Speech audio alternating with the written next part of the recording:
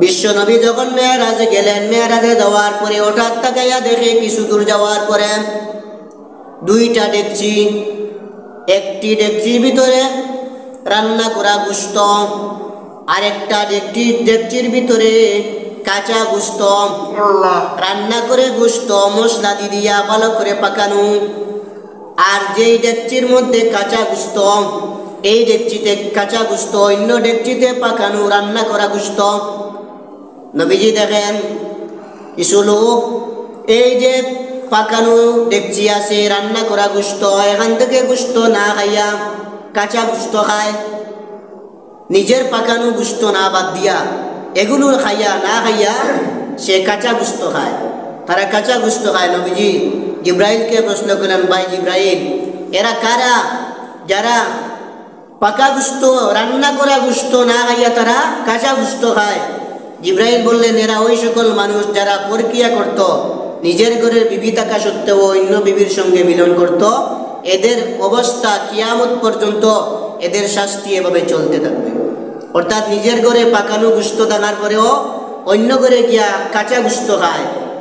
এই কারণে আল্লাহ বুঝাইছেন, নিজের ঘরের বিবি থাকা সত্ত্বেও, পাকানো খাবার থাকা সত্ত্বেও অন্য ঘরে গিয়া কাঁচা গোশত খায়, কিয়ামত পর্যন্ত তার এইভাবে শাস্তি চলতে থাকবে। নবীজি আরো সামনে গেলেন, আরো সামনে যাওয়ার পরে গিয়া দেখে একজন মানুষের মাথায় কিছু লোক পাথর দিয়ে আঘাত করে, মাথা ফেটে যায়, আবার মাথা জোড়া লেগে যায়, আবার মাথা ফেটে যায়, আবার জোড়া লেগে যায়। জিব্রাইলকে প্রশ্ন করলেন, জিব্রাইল ওই ব্যক্তিটাকে? জিব্রাইল বলেন, ইয়া রাসূলুল্লাহ, সামনে চলেন। আরো কিছু দূর যাওয়ার পরে জিব্রাইল আলাইহিস সালাম এবং নবীজি বুরাকে শোয়ার, হঠাৎ নবীজি দেখলেন কিছু পুরুষ এবং মহিলা একটি গর্তের ভিতরে, একদিকে একটি গর্তের মধ্যে কিছু পুরুষ এবং মহিলা, তারা একবার উপর দিকে যায়, আবার নিচের দিকে নামে। জিব্রাইল প্রশ্ন করলেন, নবীজিকে জিব্রাইল প্রশ্ন করলেন, তারা কারা? জিব্রাইল বললেন, ইয়া রাসূলুল্লাহ, সামনে চলেন। আরো কিছু দূর গেলেন, আরো কিছু দূর যাওয়ার পরে দেখা যায় আরো কিছু মানুষ, আরো কিছু মহিলা, যে মহিলা লজ্জাস্থান বেঁধে রাখা, লজ্জাস্থান বেঁধে রাখা কিছু মহিলাদের নবীজি সাল্লাল্লাহু আলাইহি ওয়াসাল্লাম বললেন, জিব্রাইল তারা কারা? জিব্রাইল বললেন, আরো সামনে চলেন। আরো কিছু দূর গেলেন, যাওয়ার পরে দেখা যায় আরো কিছু মানুষ, একজন মানুষ মাথার মধ্যে একটা বস্তা, লাকড়ি রাখা বস্তা, যেই বস্তার মধ্যে লাকড়ি আছে, ওই বস্তাটা যখন মাথার উপরে রাখে, মাথা থেকে বস্তাটি পড়ে যায়, আবার যখন উঠায় আবার পড়ে যায়, আবার যখন উঠায় আবার পড়ে যায়। এইভাবে পড়তে পড়তে এক পর্যায়ে এই ব্যক্তির অবস্থা শেষ। জিব্রাইল আলাইহিস সালামকে প্রশ্ন করলেন, ও জিব্রাইল, এই লোকটাকে? জিব্রাইল বললেন, হুজুর, আপনি আরো সামনে চলেন। আরো কিছু দূর যাওয়ার পরে দেখা যায় আরো কিছু মানুষ, যেই মানুষগুলা রক্তের নদীর মধ্যে সাঁতার কাটতে আসে, রক্তের নদী, কিছু মানুষ তারা রক্তের নদীর মধ্যে সাঁতার কাটে, হঠাৎ যখন তারা উপরে উঠতে চায়, তখন আরো কিছু মানুষ উপর থেকে পাথর দিয়া তাদেরকে আবার নদীতে নিক্ষেপ করে, তারা আবার রক্তের নদীতে পড়ে যায়। এইভাবে তারা চলতে আসে। নবীজি সাল্লাল্লাহু আলাইহি ওয়াসাল্লাম আরো সামনে গেলেন, আরো সামনে যাওয়ার পরে দেখা যায় কিছু মানুষ ধান লাগায় এবং ধান কাটে, ফসল লাগানোর সাথে সাথে আবার ফসল ধরে যায়। নবীজি সাল্লাল্লাহু আলাইহি ওয়াসাল্লাম বললেন, এরা কারা? রাসূলুল্লাহ সাল্লাল্লাহু আলাইহি ওয়াসাল্লামকে জিব্রাইল বললেন, ইয়া রাসূলুল্লাহ, সামনে চলেন। তারপরে বললেন, এই যে সকল মানুষ যাদেরকে রক্তের নদীর মধ্যে যারা পড়ে আসে, সাঁতার কাটতে আসে, এরা হইল ওই সমস্ত মানুষ যারা সুদের ব্যবসা করে, সুদখোর। আরো কিছু যাওয়ার পরে যে আপনি দেখছেন যেই মানুষটার মাথার মধ্যে পাথর দিয়ে আঘাত করতে আসে, ওই মানুষটা হইল বেনামাজি। বেনামাজি নামাজ ছাড়ার কারণে, নামাজ তরক করার কারণে বেনামাজির এমন অবস্থা, কিয়ামত পর্যন্ত এইভাবে পাথর দিয়া তার মাথার মধ্যে আঘাত করতে থাকবে। এই সকল মানুষ যারা ফসল লাগায় এবং ফসল কাটে, এই সকল মানুষ কারা? জিব্রাইল আলাইহিস সালাম বললেন, ফসল লাগায় এবং ফসল কাটে, এটা হইল ইয়া রাসূলুল্লাহ কিয়ামতের আলামত। এটা হইল কিয়ামতের আলামত। আপনি আগের নবী, দুনিয়াতে এসেছেন, আপনি বিদায় হয়ে যাবেন, এইটা একটা কিয়ামতের আলামত। কিয়ামতের আলামত তাড়াতাড়ি আসতেছে, তাড়াতাড়ি কিয়ামতের আলামত আসতেছে। তারপরে নবীজি সাল্লাল্লাহু আলাইহি ওয়াসাল্লাম গিয়া যখন বাইতুল মুকদ্দাসে গেলেন, যাওয়ার পরে সেখানে নামাজ পড়লেন, জান্নাত জাহান্নাম পরিদর্শন করলেন, জাহান্নামেও গেলেন, জান্নাতের মধ্যেও গেলেন। সেখানে গিয়াও জান্নাতের মধ্যে অনেক মানুষ দেখলেন, জাহান্নামেও বেশি মহিলাদেরকে দেখলেন। নবীজি সাল্লাল্লাহু আলাইহি ওয়াসাল্লাম আবার ফজরের নামাজের আগেই আবার মক্কায় পৌঁছে গেলেন। সুবহানাল্লাহ, কি বুরাক! যে বাহন দুনিয়ার কোনো মানুষ উড়োজাহাজ, হেলিকপ্টার, বিমান এমন বাহন দুনিয়াতে আবিষ্কার করতে পারে নাই, যেই বাহনটা এক রাত্রির ভিতরে 7 আসমান 7 জমিন পর্যন্ত অতিক্রম করতে পারে। অথচ প্রথম আসমান থেকে নিয়ে দ্বিতীয় আসমান হইল 500 গুণ বড়, দ্বিতীয় আকাশ থেকে নিয়ে তৃতীয় আকাশ পর্যন্ত আরো 500 গুণ বড়, তৃতীয় আকাশ থেকে চতুর্থ আকাশ পর্যন্ত আরো 500 গুণ বড়। এত বড় বড় আসমান, এত বড় বড় আকাশ, নবীজি সাল্লাল্লাহু আলাইহি ওয়াসাল্লাম মাত্র একটা বাহন, যেই বাহনের নাম হইল বুরাক। এই বুরাকের উপরে দিয়া নবীজিকে আল্লাহ এমন ফজিলত দেওয়াইছেন। তায়েফের ময়দানে নবীজি যেহেতু রক্তে রঙিন, তায়েফের ময়দানে নবীজি এত কষ্ট করেছেন, নবীজি উম্মতদেরকে দাওয়াত দিতে গিয়ে এত কষ্ট করেছেন। এই কারণে আল্লাহ রাব্বুল আলামিন নবীজিকে এমন বাহনে চড়াইয়া সারা আসমান জমিন, 7 আসমান 7 জমিন, বেশ দুজক পর্যন্ত আল্লাহ পরিদর্শন করাইছেন। সকালবেলা নবীজি যখন ঘোষণা করছেন, আমি এক রাত্রের ভিতরে মেরাজ করেছিলাম, 7 আসমান 7 জমিন পর্যন্ত আমরা দেখেছিলাম। তখন কাফেররা দেখে আর বলে, মুহাম্মদ, এতদিন বলতাম তুমি ভালো মানুষ, আধা পাগল, এখন বোঝা যায় তুমি পরিপূর্ণ পাগল। যে মানুষটা আধা পাগল, এতদিন তুমি বলছো আখেরি নবী, শেষ নবী, এগুলা বললাম, মানলাম তোমার কথা, তুমি অর্ধেক পাগল। কিন্তু এখন দেখা যায় তুমি 7 আসমান 7 জমিন, জান্নাত জাহান্নাম তুমি পরিদর্শন করলে, তাহলে তুমি কি পাগল? পরিপূর্ণ পাগল। কোন কোন কাফেররা নবীজির এই কথা শোনার পরে কোন কাফের হাতে তালি দিতে লাগলো, কোন কাফের হাসি ঠাট্টা করে, কোন কাফের নবীজিকে জ্বালা যন্ত্রণা করে। এমন কঠোর অবস্থায় নবীজি সাল্লাল্লাহু আলাইহি ওয়াসাল্লাম। এখন নবীজি সাল্লাল্লাহু আলাইহি ওয়াসাল্লাম এত মুসিবতের মধ্যে এই তাদের জবাবটা কোন জিনিস তারা নবীজি দিবেন? কুরাইশরা, সকল কাফেররা নবীজিকে মিথ্যা প্রতিপন্ন করল। রাসূলে পাক সাল্লাল্লাহু আলাইহি ওয়াসাল্লাম খুব সুন্দরভাবে তাদের উত্তর দিয়া দিলেন। বুখারী শরীফের হাদিস, মুসলিম শরীফের হাদিস। আন জাবির রাদিয়াল্লাহু তাআলা আনহু أنه سمع رسول الله صلى الله عليه وسلم يقول لما كذبني قريش قمت بالحجر فجل الله لي بيت المقدس فطفقت أخبرهم عن آياته وأنا أنظر إليه। নবীজি সাল্লাল্লাহু আলাইহি ওয়াসাল্লাম বলেন, আমি যখন এই কাফিরদের সামনে মেরাজের ঘটনাগুলো আলোচনা করলাম, তখন কাফিররা আমাকে মিথ্যা প্রতিপন্ন করল। ওই সময় আমি হাতিমে কাবায় দাঁড়িয়েছিলাম। আল্লাহ রাব্বুল আলামিন ফাজাল্লাল্লাহু লি বাইতুল মুকদ্দিসি, আল্লাহ রাব্বুল আলামিন আমার চোখের সামনে বাইতুল মুকদ্দাস পেশ করলেন। সুবহানাল্লাহ! এত দূরের বাইতুল মুকদ্দাস, মক্কা থেকে মদিনা কত দূরে, ফিলিস্তিনের মসজিদ বাইতুল মুকদ্দাস, এই বাইতুল মুকদ্দাসটা আল্লাহ রাব্বুল আলামিন নবীজির চোখের সামনে তুলে ধরলেন।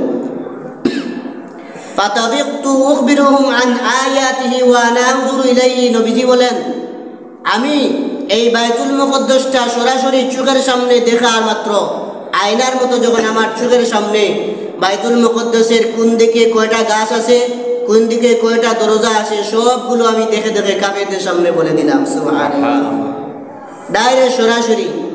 কোনো মানুষ যদিও 5 তলা বিল্ডিংয়ে থাকে, কোনো মানুষ যদি 5 তলা মসজিদেও থাকে, কোনোদিন গণনা করে দরজা কতটা আছে, জানালা কতটা আছে, কেউ করে না।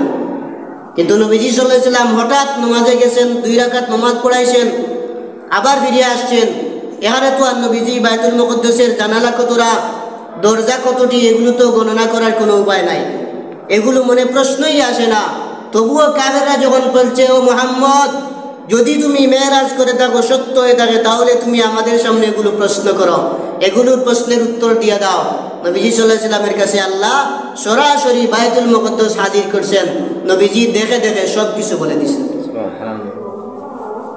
অন্য বর্ণনা মুসলিম শরীফের হাদিস, عن أبي هريرة رضي الله تعالى عنه قال قال رسول الله صلى الله عليه وسلم لقد رأيتني في الحجر وقريش تسألني عن مسرايا فسألتني عن أشياء من بيت المقدس لم أثبتها فكربت كربا كربت مثله ما كربت مثله। নবীজি সাল্লাল্লাহু আলাইহি ওয়াসাল্লাম বলেন, যখন আমি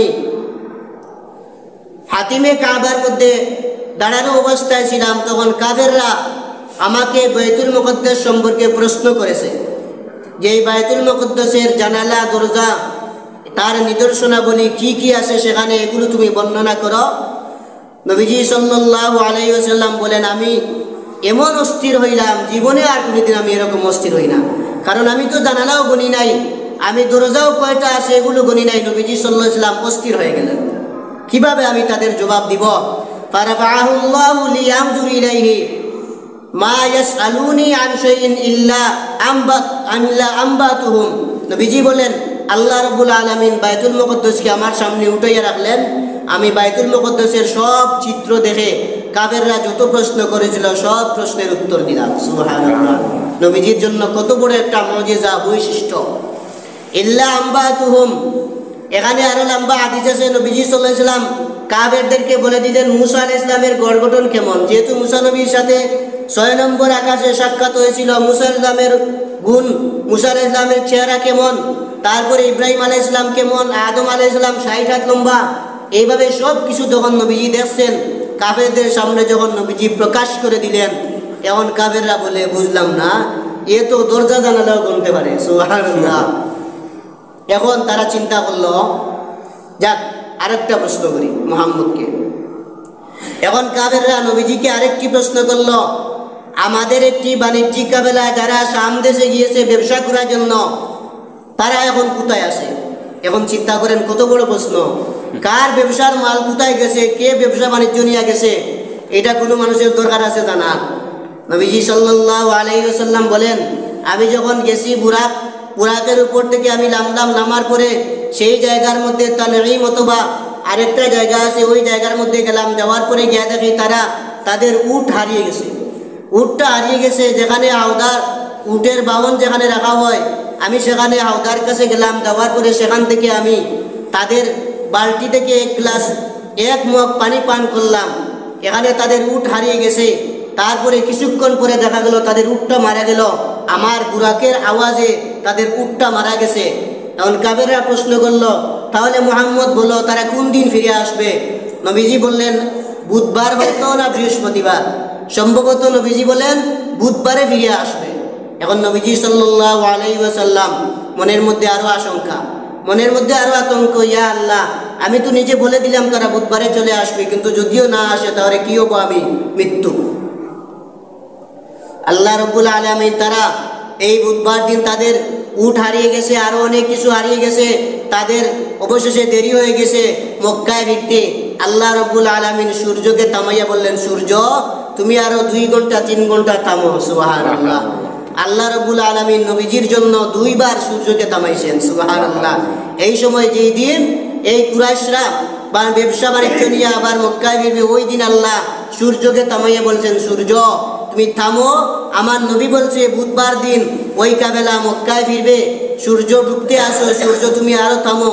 এই যে আল্লাহ নির্দেশ দিয়েছিলেন, সারা মক্কার মানুষ দেখে সূর্য এখনো দেখা যায় থামে না। সুবহানাল্লাহ। এই সূর্য মাটিতে পড়া অবস্থায় এই সূর্যটা দেখা যায় আরো 2 ঘন্টা চলে গেল, সারা মক্কাবাসী, পুরা মক্কাবাসী অবাক, সূর্য কেন এখনো থামে না, আরো 2 ঘন্টা দেখা যায় সূর্যাস্ত হয় না কেন? এখন সকল কাফেররা বুঝে গেছে। তারা যখন বাড়িতে আসছে, বাড়িতে আসার পরে তারা যখন বলছে, হ্যাঁ আমাদের বাহনটা উট হারিয়ে গিয়েছিল, আমরা সেখানে তানঈম নামক স্থানে আমরা সেখানে একটা জন্তু, এমন একটি জন্তুর আওয়াজ শুনেছিলাম, হ্যাঁ ঠিক আছে আমাদের উট হারিয়ে গেছে, আর আমরা এখানে আসার পরে দেখলাম আমাদের বালতিতে পানি কিছু কম আছে, তাহলে বুঝলাম কোনো মানুষ পানি পান করছে। নবীজি বলেন আমি পানি পান করছি।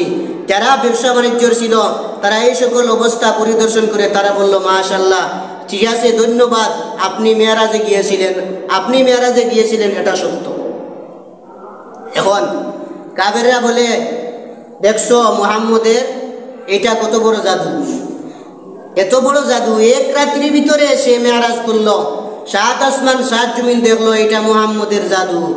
এখন তারা চিন্তা করলো ঠিক আছে, মুহাম্মদের তো সবচাইতে বড় অনুসারী হইল আবু বকর, এই আবু বকরকে আমি প্রশ্ন করি। আমরা গিয়া বললাম আবু বকর, তোমার বন্ধু মুহাম্মদ বলছে এক রাত্রির ভিতরে সফর করছে, মেরাজ করছে, 7 আসমান 7 জমিন পরিদর্শন করছে, জান্নাত জাহান্নাম দেখছে। ও মুহাম্মদ, আবু বকর তুমি কি বিশ্বাস করো? আবু বকর বলেন বিনা দলিলে আমি বিশ্বাস করলাম। সুবহানাল্লাহ।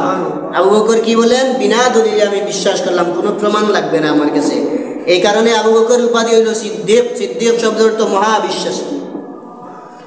তাহলে নবী সাল্লাল্লাহু আলাইহি ওয়াসাল্লাম আবু বকর যখন দেখলেন কাফেররা যেহেতু এইভাবে নবীজির গুণগুণ নবীজির সমালোচনা শুরু করেছে, নবীজি আবু বকর তাড়াতাড়ি গেলেন, গিয়া দেখেন কাফেররা নবীজির সাথে কথাবার্তা বলতে আসে, নবীজিকে কষ্ট দিতে আসে। কারণ যে প্রধান খলিফা উনার জানা আছে পীর সাহেবরে কেমন কষ্ট দেয় মানুষে। এ কারণে আবু বকর সবসময় নবীজির ডানে বামে থাকতেন নবীজির মহব্বতের জন্য। এই কারণে আবু বকর জান্নাতি আল্লাহ রসুল সাল্লাল্লাহু আলাইহি ওয়াসাল্লাম সারা দুনিয়ার গোটা উম্মতের আমল এক পাল্লায় যদি রাখা হয়, আবু বকরের গাড়ে সুরের এক রাত্রের আমল সারা গোটা উম্মতের আমলের সমান হবে না। মাত্র এক রাত্রের আমল, গাড়ে হেরার আমল। এই রাত্রে নবীজি আবু বকর নবীজিকে কেমন ভাবে আদর করে নিজের প্রাণের মধ্যে উরুতে নবীজিকে শুয়াইয়া রাখিয়া নবীজিকে সান্ত্বনা দিয়েছেন। এই কারণে সারা দুনিয়ার মানুষের বড় বড় আউলি আবদাল সকলের আমল যদি এক পাল্লায় রাখা হয়, আবু বকর সিদ্দিকের এক রাত্রের আমলের সমান হবে না। সুবহানাল্লাহ। এখন নবীজি সাল্লাল্লাহু আলাইহি ওয়াসাল্লাম মেরাজে যাওয়ার পরে আল্লাহ রাব্বুল আলামিনের সাথে কথোপকথন হয়েছে। আল্লাহ রাব্বুল আলামিন নবীজিকে 3টি পুরস্কার দিলেন। পালা ফাউতিয়া রাসূলুল্লাহ সাল্লাল্লাহু আলাইহি ওয়াসাল্লাম তালাতান, উতিয়া সালাওয়াতুল খামস, ওয়া উতিয়া খাওয়াতিমু সূরাতিল বাকারা, ওয়া গুফিরা লিমান লা ইউশরিকু বিল্লাহি মিন উম্মতি শাইআন ওয়াল মুকমিহাত। মুসলিম শরীফের হাদিস। বিশ্বনবী সাল্লাল্লাহু আলাইহি ওয়াসাল্লামের সাহাবী ইবনে মাসউদ রাদিয়াল্লাহু তাআলা আনহু বলেন, আল্লাহ নবীজিকে মেরাজে যাওয়ার পরে 3টি পুরস্কার দিয়েছিলেন। 1 নম্বরে পুরস্কার নাম হলো উতিয়া সালাওয়াতুল খামস, 5 ওয়াক্তের নামাজ। 2 নম্বর হইল উতিয়া খাওয়াতিমু সূরাতিল বাকারা, সূরা বাকারার শেষ 3 আয়াত। ওয়া গুফিরা লিমান লা ইউশরিকু বিল্লাহি মিন উম্মতি শাইআন ওয়াল মুকবিহাত। বিশ্বনবীকে আল্লাহ 3 নম্বর পুরস্কার দিলেন, শিরিক ব্যতীত যত ধরনের কবিরা সগীরা গুনাহ আছে আল্লাহ মাফ করে দিবেন, শিরিক করলে আল্লাহ কখনো মাফ করে দিবেন না। এই 3টি পুরস্কার নবীজিকে আল্লাহ রাব্বুল আলামিন দান করেছিলেন। প্রথমে আল্লাহ 50 ওয়াক্তের নামাজ, 50 সালাতান, 50 ওয়াক্তের নামাজ আল্লাহ দিয়েছিলেন। মূসা আলাইহিস সালামের সাথে সাক্ষাৎ হওয়ার পরে মূসা আলাইহিস সালাম বললেন কই যান? নবীজি বলছেন আমি আবার মক্কাতে যাই। মূসা আলাইহিস সালাম প্রশ্ন করছেন আল্লাহ আপনাকে হাদিয়া কি দিছে? নবীজি খুশি হইয়া বলছেন 50 ওয়াক্তের নামাজ। মাশাআল্লাহ। মূসা আলাইহিস সালাম বলে 50 ওয়াক্তের নামাজ? আমার উম্মতেরা এত শক্তিশালী, আবার উম্মতেরা এত শক্তিশালী, পাথরের খুদাই করিয়া পর্যন্ত এইরকম তারা বসবাস করতে পারে, এমন শক্তিশালী উম্মত আমার উম্মত, তবুও 2 ওয়াক্তের নামাজ পড়তে পারে না, আর আপনি 50 ওয়াক্তের নামাজ? যান আরো কমাইয়া আনেন। নবীজি গেছেন আল্লাহর কাছে যাওয়ার পরে আল্লাহ 5 কমাইয়া দিয়েছেন। এইভাবে কমাইতে 45 ওয়াক্তের নামাজ কমানোর পরে আল্লাহ 5 ওয়াক্তের নামাজ দিছে। মূসা আলাইহিস সালাম বললেন আবার যান আরো কমাইয়া আনেন। নবী সাল্লাম বলেন ফাস্তাহিয়াতু রব্বি, আমি শরম লাগলো, আবার কেমনে আল্লাহর কাছে যাই?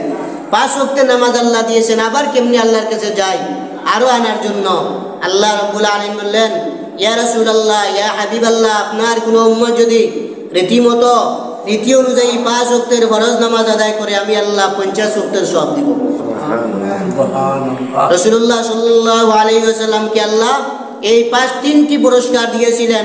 1 নম্বর হইল 50 ওয়াক্তের নামাজ ঘুমাইয়া আল্লাহ 5 ওয়াক্তের নামাজ দিয়েছিলেন। 2 নম্বর হইল সূরা বাকারার শেষ 3 আয়াত, সূরা বাকারার শেষ 3 আয়াত আল্লাহ রাব্বুল আলামিন পুরস্কার দিলেন।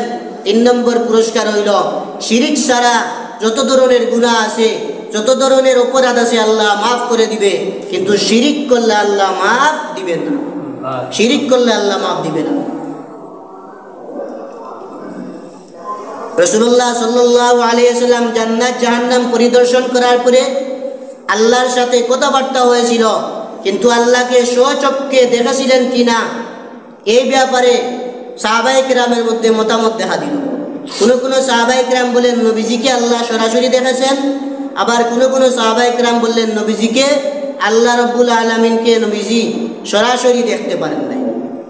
এখন আবু যর রাদিয়াল্লাহু তাআলা আনহু প্রশ্ন করলেন, ইয়া রাসূলুল্লাহ আল রাইতা রাব্বাকা লাইলাতা উসরিয়া, ইয়া রাসূলুল্লাহ আপনি আপনার রব, আপনি আপনার আল্লাহ মালিককে আপনি কি মেরাজের রাত্রিতে আল্লাহকে দেখেছেন? নবীজি বললেন রাইতু আরাহু নূরান। নবীজি বলেন আমি আল্লাহকে দেখি নাই, তবে আল্লাহর নূরটা দেখছি। সুবহানাল্লাহ, আল্লাহকে দেখি নাই, তবে আল্লাহর নূরটা দেখছি। অন্য হাদিসে আছে আমি আল্লাহর নূরটা দেখেছি, মুসলিম শরীফের হাদিস। আর মুসনাদে আহমদ শরীফের হাদিস হইল নবীজি বলেছেন আমি শুধুমাত্র আল্লাহ